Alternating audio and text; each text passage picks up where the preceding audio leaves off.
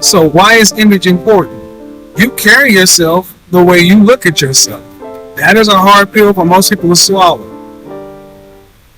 That means most people don't think a lot of themselves. Men take care of what we value. That's why you see somebody when they get a new car, they're washing it all the time. Get a new home, it's crystal, but we take care of ourselves. So look, reinventing yourself starts with a couple of things. Understand, image is important. Start with the guy in the mirror. If you're a big guy, take control of your weight. Take control of your weight. Start exercising. Well, first off, go to the doctor. Get a checkup. Find out everything that's going on with you. Write it down. Hire a personal trainer. Start with your weight. Then start with your wardrobe. Involve other people, because you have to be accountable to other people. Why do most guys not hire a personal trainer? It's not because you can't afford it. It's because you know you're full of shit and you're not going to work out anyway. So you don't want to pay some money to somebody who's going to hold you accountable. So as men, show me your wallet, and I'll show you your priorities. If you're really serious about getting yourself together and reinventing yourself, you can reinvent your body, your image, your mind, but you're going to have to put money into it. Money is the measure of a lot of men. How many times, and if you don't think so, notice how many times people will go to a place to get a motivational speech, or here's some rah-rah. Yeah, that sounds good. Cool. As soon as they say, hey, we need some money to help this cause continue to go, only the people who are really, really bought in to their dream, doing something better, will put their money where their mouth is. Same thing with us individually. When you want to reinvent yourself, the easiest thing to start with is your wardrobe. It's the easiest thing to start with. Because if you're overweight and out of shape, you cannot get your body into shape overnight. If you're not where you want to be as far as your skills, you cannot educate yourself overnight. You can improve the way you present yourself overnight with what you have in your wardrobe. Reinventing yourself is so critical, so key, because men, whether we like it or not, not whether we like it or not, whether the world wants to admit it or not, the world is a better place when men are on their A games. And men have been kicked around so much in the last 40 years to where men are walking around shells of themselves. I did it too.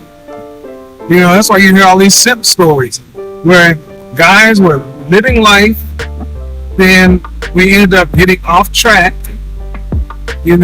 made some bad decisions, had some mishaps, some misfortune, and then a lot of us beat ourselves up about those things. A lot of us are our own worst critic. A lot of us are hard on ourselves.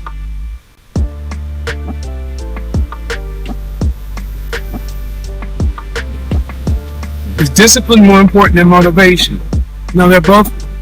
It's not either or. See, a lot of us as men, we're very black and white. It's not either or.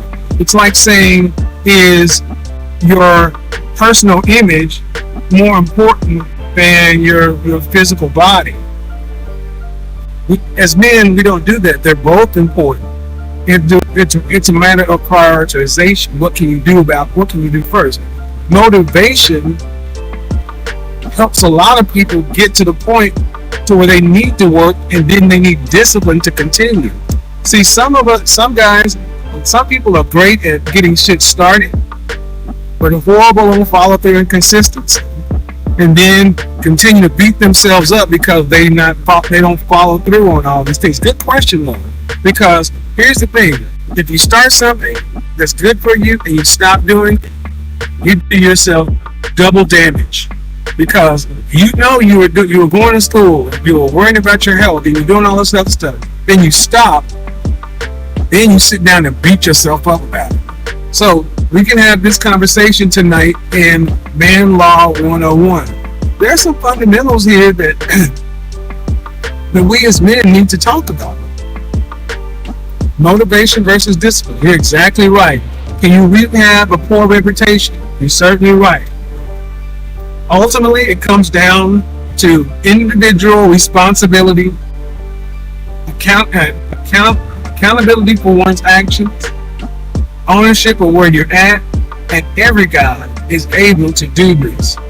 You look at some of the people we hold in the highest regard, whether they're in politics, or whether they're in movies, whether they're athletes. We love a rags to riches story. But more than that, we love a story of redemption in this country. We love to build someone up, to tear them down, to watch them come back. That is quintessential Americana. If you are down, you can be built up. And then once you get torn down, it will happen. You rebuild yourself. The world will be there. Hey, there are stories in every culture written about this.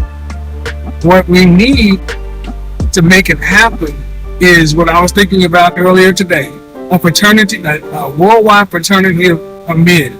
We need like-minded men to be around each other. That's what a fraternity is. It's just a bunch of people who come together who agree about something.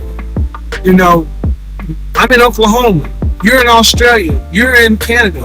But we can all be brothers and support one another, and it may not be the same as in person, but you need to be around like-minded people to help you get from here to there.